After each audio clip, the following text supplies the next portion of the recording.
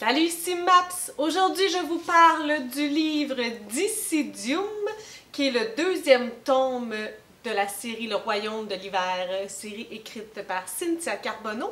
Donc, le premier tome étant Maleficus.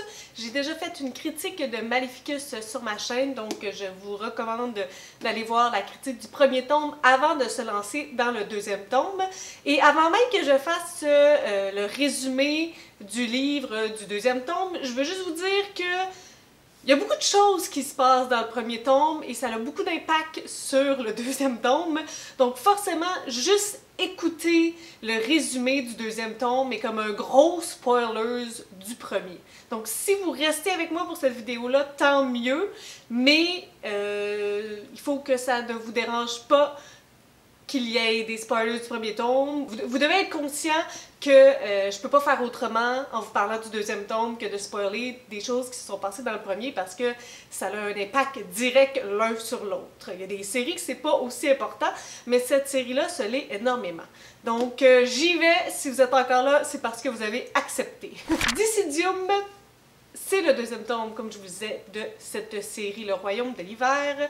Premier tome que j'avais énormément aimé, qui s'est même rendu dans mon top 9 de l'année 2019. On retrouve encore notre personnage principal, Lena.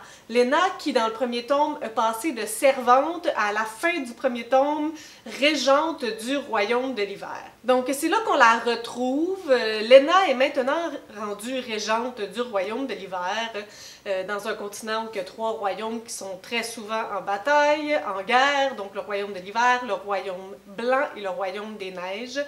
Sauf que Lena n'a jamais fait ça. Hein? Elle n'était pas destinée pour une vie de princesse ou de reine ou de personne qui allait régner sur un des royaumes. Elle était servante et elle n'aspirait pas à autre chose que ça.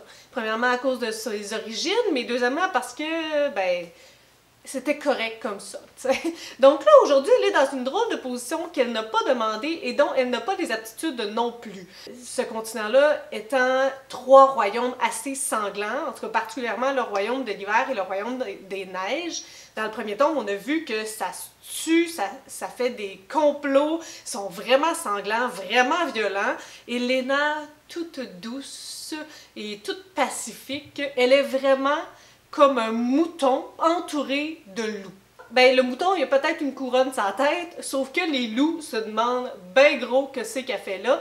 Et ça se peut que pour une fois, les loups, tous les royaumes, décident de se mettre tous ensemble contre elle. Donc, je vous dirais que ça ne sera pas de tout repos pour Lena. Elle essaie vraiment de garder la poigne du royaume de l'hiver, mais c'est pas naturel. Il n'y a personne qui trouve nécessairement que c'est légitime qu'elle soit là. Et elle non plus, elle veut pas nécessairement être là. Donc, il n'y a rien de facile pour elle et ça va virer un chaos. Pour moi, c'est un peu comme un tome typique. Troisième tome, lorsque comme c'est la guerre, puis on sait pas trop comment ça va finir à la fin de tout ça, mais c'est vraiment comme névralgique comme tome. Donc, contrairement au premier tome, on ne suit pas uniquement Lena dans le deuxième. Donc, on va suivre différents personnages importants ou moins importants dans la hiérarchie, mais importants pour l'histoire. Donc, on va les suivre dans leur petit journal personnel, ou leur agenda personnel, comment on dit ça? En tout cas, on va les suivre au travers de l'histoire, puis au travers cette bataille épique qui s'en vient, on le sent. C'est beaucoup plus politique aussi que le premier tome. Il y a vraiment des alliances entre les différents royaumes. Il y a des alliances entre différentes personnes, mais même au sein d'un royaume même, la discorde, elle est là. C'est un concept qui était très présent au royaume de l'hiver dans le premier tome, mais là, on le voit beaucoup aussi dans le royaume des neiges, particulièrement vers la fin, que c'est pas parce que une personne de la royauté a cette mentalité-là que c'est partagé pour tout le monde. Donc, c'est compliqué, c'est politique, c'est pas facile. Il y a aussi cet aspect-là assez rough, violent, violence physique et viol, qui sont très présents aussi dans ce deuxième tome-là. Je sais pas si c'est parce que j'ai oublié, mais j'ai vraiment l'impression que le deuxième tome est plus dur que le premier. Il y a particulièrement une scène dans ma tête qui est imprégnée, que je ne pourrai jamais effacer. Oh mon Dieu, c'était dur, c'était dur, c'était dur. Donc, comme je vous le disais, vu qu'on ne suit pas que Lena, on suit d'autres personnages. Même si dans le premier tome, il y avait déjà beaucoup de personnages, là j'ai l'impression que ça rajoute un petit peu une couche de plus parce qu'on les suit et sont comme plus importants que dans le premier. Il y a encore cette petite liste du début du livre qui, en tout cas, qui parle des personnes importantes des royaumes, des 3 différents royaumes. Mais je pense qu'il aurait été important de garder ceux qui étaient là et qui sont morts dans le premier, peut-être de les assurer ou quelque chose comme ça, parce qu'il y a vraiment beaucoup de personnages qui ont des liens avec d'autres personnes et ça demande une réflexion un petit peu plus importante que dans le premier tome. Donc si je fais juste un comparatif, là, je sais pas si vous pouvez voir grand chose, mais ça c'était les personnages dans le premier tome, donc au niveau de la royauté, il y en a pas mal qui sont morts pendant le premier. Je pense par contre qu'il aurait été important peut-être de les raturer ou de faire un organigramme un peu plus détaillé. Ça nous aurait permis peut-être de plus facilement suivre, ou en tout cas si on oublie, ça nous aurait donné un outil pour se retrouver.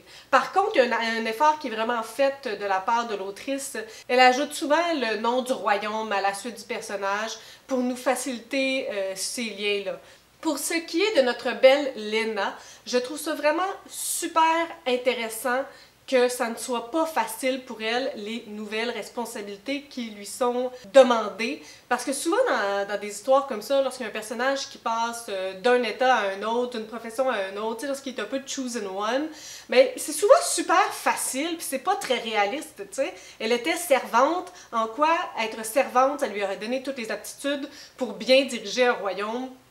Je sais pas, tu sais. Donc, je trouve ça super intéressant puis super pertinent que ça soit un struggle pour elle, que ça soit pas facile et qu'on le voit, qu'on voit qu'elle est mélangée, qu'on voit qu'elle est fragile, qu'elle sait pas trop, qu'elle sait pas quand garder la ligne dure, qu'elle sait pas quand faire preuve de douceur.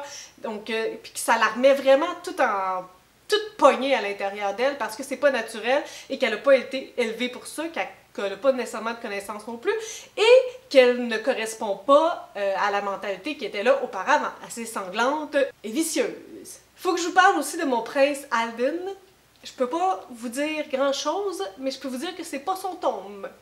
Les premières choses qui sont passées avec lui, ça m'a fait un petit peu mal, mais je sais pas, ça m'a pas fait autant mal que j'aurais pensé. On dirait que je me suis dit que ça allait aller. Ou j'ai peut-être un peu négligé l'impact que tout ça avait sur lui. Mais il se passe une scène assez importante vers la fin avec mon prince Alden. Puis j'ai eu le cœur déchiré. Finalement, je voulais vous dire qu'il y a beaucoup plus de magie dans ce deuxième tome-là que dans le premier. Dans le premier, je disais que c'était un peu comme magical realism, donc réaliste avec un soupçon de magie. C'est encore la même chose, mais là on voit qu'il y a un autre monde qui est beaucoup plus magique. Donc on est un peu entre ces deux mondes-là. Pas tout à fait dans le deuxième monde, mais ça s'en vient. J'imagine que dans le troisième tome, on va rentrer à pieds joints. Donc définitivement, il y a un volet beaucoup plus magique dans ce deuxième tome que dans ce premier tome. C'est certain que pour moi, j'ai préféré le premier. Je pense par contre que c'est une situation de concept, dans le sens que la politique, lorsque c'est super rough, changer beaucoup de narrateurs, c'est des éléments que j'apprécie moins. Donc ce qui fait en sorte que le premier tome, je l'ai apprécié plus parce qu'il n'était pas comme ça. Je pense pas que ça fait en sorte que le deuxième tome est moins bon, mais je pense qu'il me correspond un peu moins. J'ai malgré tout apprécié ma lecture, j'adore l'univers, ça se lit super vite. Alors c'est sûr que si vous, ce sont des concepts qui vous interpellent, mais ça va être un peu l'inverse que moi, vous allez préférer le deuxième que le premier tome, etc. Alors, sur ce, je pense que c'est tout ce que je voulais vous dire. Si vous avez des suggestions, des critiques, des commentaires, n'hésitez pas à le faire en dessous de ma vidéo. Je publie des vidéos, ben là, je sais plus quand je publie des vidéos. Je publie des vidéos souvent, au moins 2 fois par semaine. Si vous aimez cette vidéo, n'hésitez pas à mettre un petit pouce ou à vous inscrire à ma chaîne. Et sur ce, je vous souhaite de bonnes lectures.